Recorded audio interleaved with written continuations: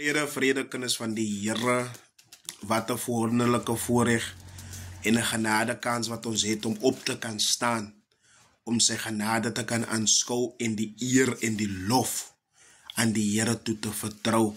Van hy is dit alleenlik waardig. Nie jou ma nie, nie jou pa nie, maar die Here is dit waardig. Hy sê, wie sy ma, sy pa, sy broer, sy suster, voor die Here verkies, is hom nie waardig nie. So, vandag verkies ek my liewers om die Here te eer. Ek verkies liewers om familie te verloor ter wille van hierdie naam. Ek verkies liewers om vriende en selfs naasbestande te verloor ter wille van hierdie naam, Jesus Christus. Nou, Jesus sê vir sy disippels, omdat julle my navolgers is, sal julle ook vervolg word, omdat julle te harde saak gekies. Hy sê, ek, julle Here, julle meester.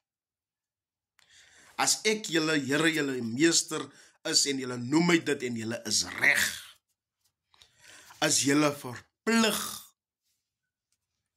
om mekaar se voete te was. Van ek, as julle Here, julle meester, het 'n voorbeeld gestel, sodat julle dit moet doen. En wie nie sy voete was nie, het geen deel aan my nie.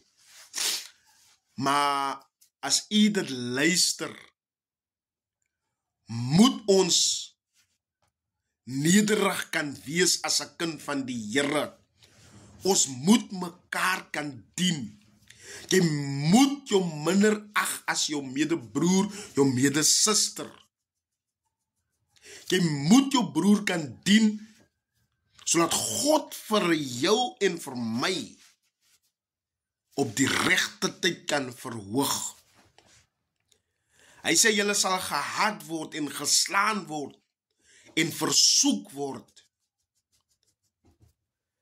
Maar hy sê in Johannes 16, vers 33, in hierdie wêreld sal julle verdrukking ly, maar Jesus het die wêreld geoorwin. En hy sê, hou goeie moed, van ek het die wêreld geoorwin. Nou kinders van die Here, hou goeie moed in dit wat jy deurgaan.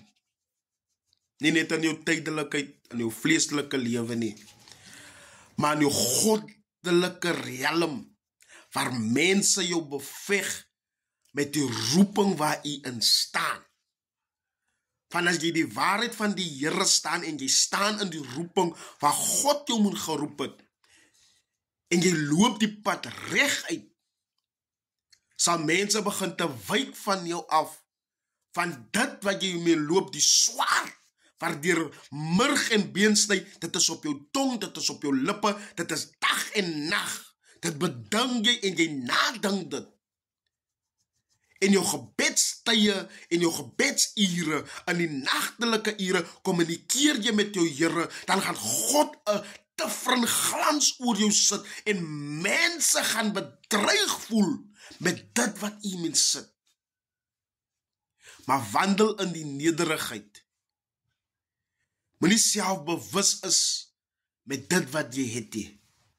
Maar mense sien dit wat God oor jou gesit het, maar staan in die roeping, of mense vir jou hart, moet niks links en regs draai nie, maar staan in dit en doen dit wat, en die mandaat wat God jou toevertrou het, en staan in dit en voleindig dit, van luister wat sê die woord, hy wat volhard tot die einde toe, hy sal gered word.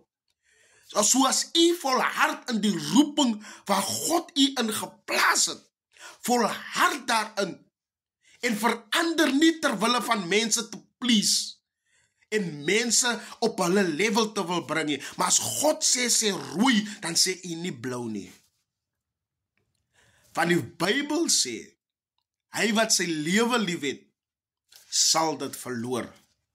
So jy mense tevrede wil stel, sal jy afvallig word van die wil van God af, dit wat hy jou vir ingeroep het.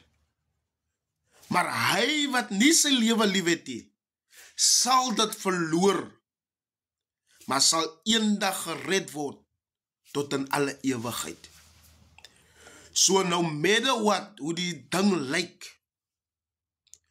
doen dit soos die Here dit vir u bevel om te doen. Of dit nou moet dinge laat skeer in die huis, maar die Here sê, u moet dit sê, dan verdraai u dit nie.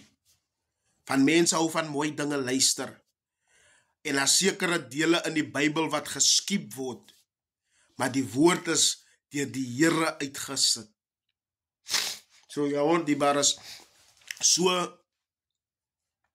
ek sê altyd deur, jy kan die kant toe hardloop, jy kan onder die berg gaan wegsteek, maar die woord van God, hy kom deur.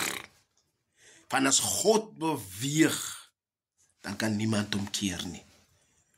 So bly in die roeping, waar God u ingeroep het, en doen sorgvuldig dit, wat die Here van u verlang, en van my verlang. Solang as ons lewe, moenie mens vrees nie, maar vrees die Here in die hemele, nadat jy gesterf het, dit in die vuur kan gooi. Julle moet 'n lieflike dag hê, die Here seën.